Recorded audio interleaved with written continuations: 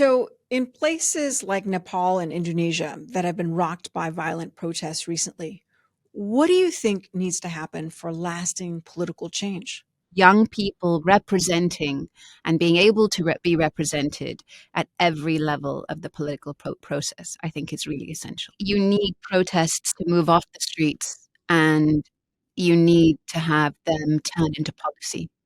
And you need to, while you're demonstrating, think about what's the plan the day after, right? Like a lot of this, obviously, it's not it's not been that well thought out. Nepal, in Nepal, for instance, young people were just really angry and they wanted immediate action. But what happens the day after? And the kinds of things I would like to see, or I think would be useful, would be to think about independent watchdogs in the sort of rebuilding phase, right? Look at like the kinds of people that you want in the judiciary when you're looking at getting rid of corruption, because those are the people that would adjudicate over these kinds of cases.